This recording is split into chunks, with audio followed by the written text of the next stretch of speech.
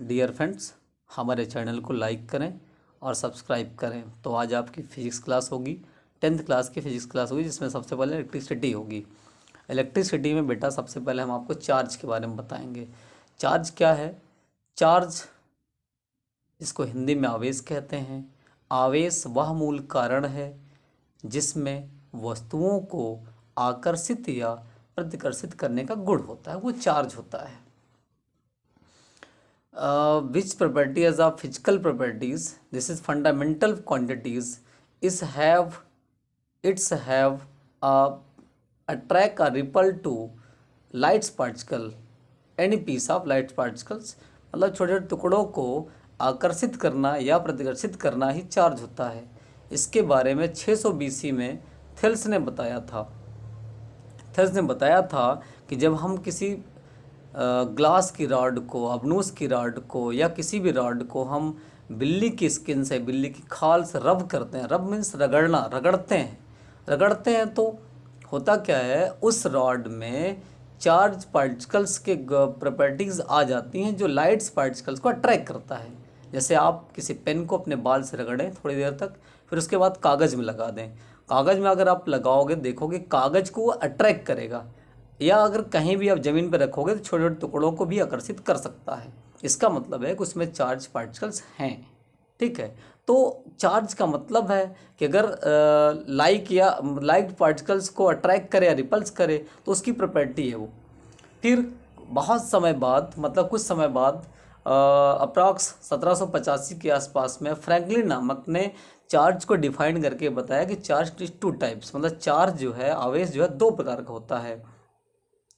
इन्होंने बताया कि पहला जो है नेगेटिव होता है, दूसरा पॉजिटिव होता है। फिर उन्होंने ये भी डिफाइन किया कि कुछ चार्ज ऐसे होते हैं जिनको हम स्पेशल टाइप में, मतलब एक मुख्य रूप में उनको कहते क्या हैं। जैसे आपको बता दें, सजातीय आवेश और विजातीय आवेश। सजातीय आवेश क्या होता है? सजातीय आवेश में बोले तो लाइक चार्ज, विजातीय आवेश अनलाइक चार्ज। लाइक चार्ज जो होता है वो क्या करता है, लाइक चार्ज वस्तुओं को रिपल करता है, और जो अनलाइक चार्ज होता है वो क्या करता है, अट्रैक्ट करता है। जैसे प्लस माइनस या माइनस प्लस, ये क्या अनलाइक चार्ज है, लेकिन कहीं कहीं प्लस प्लस हो या माइनस माइनस तो लाइक चार्ज है। तो लाइक चार्ज के बीच में रिपल्सिव होता है, लेकिन अनलाइक चार्ज के बीच में अट्रैक्शन होता है, अट्रैक्ट करता है। तो भाई चार्ज एक फंडामेंटल क्वांटिटी है, मूल राशि है। मूल राशि क्यों है? जैसे आपका द्रव्यमान, मास फंडामेंटल है, जस्ट लाइक उसी तरह ये भी क्या है, फंडामेंटल ही है। लेकिन आपको फंडामेंटल क्वांटिटी में बताया गया होगा कि भाई 7 टाइप्स होते हैं, 7 प्रकार की होती हैं, उसमें से आवेश तो है नहीं, लेकिन द्रव्यमान की तरह, मास की जैसे ये भी आपका क्या है, फंडामेंटल क्वांटिटी ही है।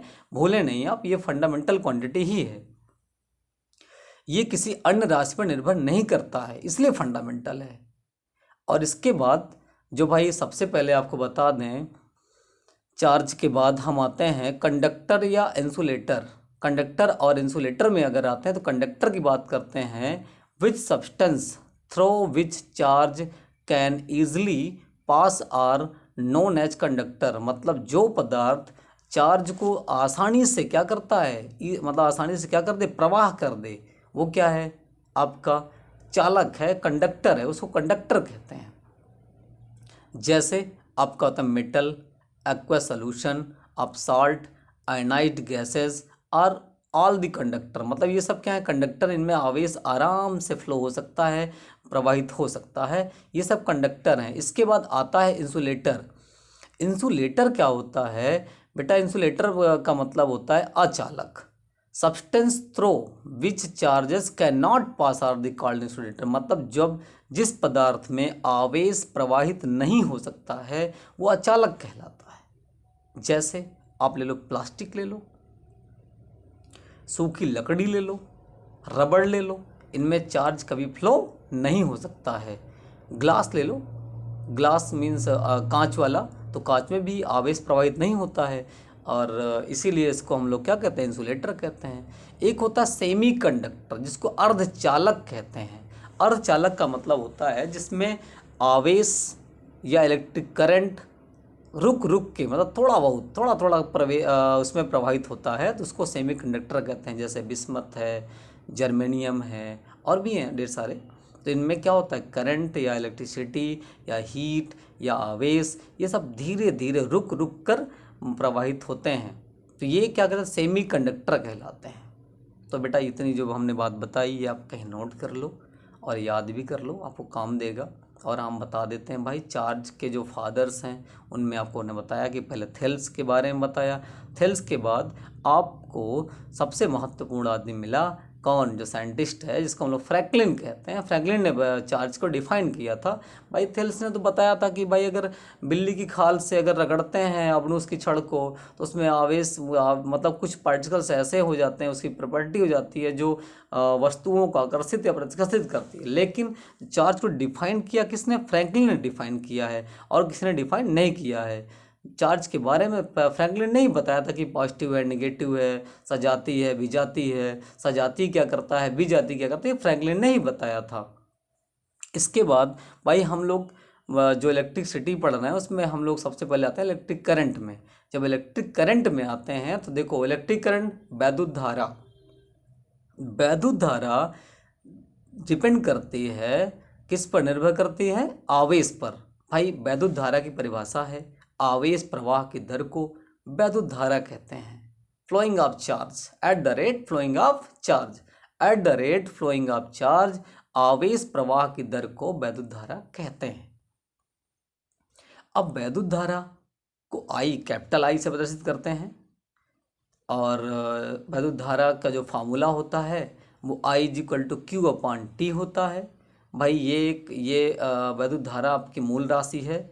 इसका मात्रक कूलाम पर सेकंड या 1 कूलाम पर second is equal to 1 ampere होता है। इसका मतलब ये हुआ कि वैद्युत धारा का मात्रक एम्पियर होता है। जब वैद्युत धारा का मात्रक एम्पियर होता है, इसी तरह हम आपको बता दें वैद्युत धारा आपकी कौन सी क्वांटिटी है, स्केलर क्वांटिटी है। स्केलर में अदिश राशि है। जितनी भी मूल राशियां हैं वो सब अदिश हैं बेटा।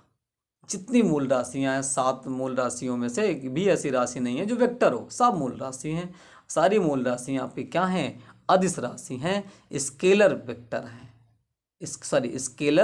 स्केलर है, not vector, please, so sorry बेटा। फिर इसके बाद जब हम करंट के बारे में आए तो करंट में एक कंडीशन ये है कि current just like flowing of electron just opposite of the direction of electron.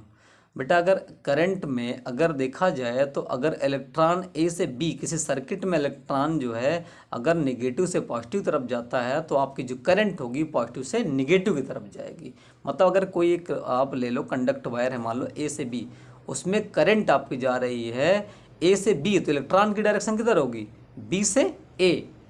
अब इसके बाद आपको बता दें जिसमें इलेक्ट्रॉन है जस्ट लाइक ए चार्ज है। वो चार्ज का मतलब 1 इलेक्ट्रॉन, 2 इलेक्ट्रॉन, 3 इलेक्ट्रॉन। अगर किसी कंडक्ट वायर में n इलेक्ट्रॉन प्रवाहित होते हैं तो q is equal to N E लिया जाता है, वो चार्ज होता है। n क्या है, नंबर ऑफ इलेक्ट्रॉन है, इसलिए कि कितने इलेक्ट्रॉन प्रवाहित होते हैं वो दिखाता है उसमें, तो q is equal to N E लिया जाता है। फिर आपने फार्मूला देखा था I is equal to Q upon T. तो भैया इलेक्ट्रॉन जो है पर सेकंड प्रवाहित होता है, इसलिए अगर हम t सेकंड के लिए ले लें तो आपको क्या बनेगा, q इज इक्वल टू जो मिला एन ई, उसको बनाएंगे हम लोग I is equal to Q upon जो टी है उसको सीधे एन ई बना देंगे। मतलब I इज इक्वल टू सीधे बन जाएगा I is equal to Q के प्लेस पर आप लिखोगे एन ई अपॉन टी है। फिर भाई टी से टी जब कैंसिल ना करके I इंटू टी कर लें इज इक्वल टू क्या बन जाएगा, एन ई बन जाएगा। एन ई का मतलब क्यू बन जाएगा, Q is equal to I into T भी होता है। तो इसका मतलब ये होता है I into T is equal to N E बन सकता है। एन क्या है, नंबर ऑफ इलेक्ट्रॉन है। एन से आपका नंबर ऑफ इलेक्ट्रॉन फाइंड कर सकते हैं। अगर किसी कंडक्ट वायर में अगर पर सेकंड 1 एम्पियर धारा प्रवाहित हो रही हो तो आपसे हम कह रहे हैं कि भाई अगर किसी कंडक्ट वायर में 1 एम्पियर की धारा पर सेकंड प्रवाहित होती है तो आपको बताना है कि अगर 1 एम्पियर धारा प्रवाहित होती है तो कितने इलेक्ट्रॉन होंगे। तो उसके लिए आप फार्मूले में जाएंगे I into T is equal to N into E. तो वहाँ से एन इज इक्वल टू लिखेंगे I into T upon E की वैल्यू होती है -1.6 10⁻⁻19 कूलम होता है। फिर यहाँ रख के आप बेटा देखोगे तो n की वैल्यू आपको मिलेगी 6.25 इंटू 10⁻18। ये नंबर है, नंबर का कोई मात्रक नहीं होता, इसलिए अगर 1 एम्पीयर की धारा पर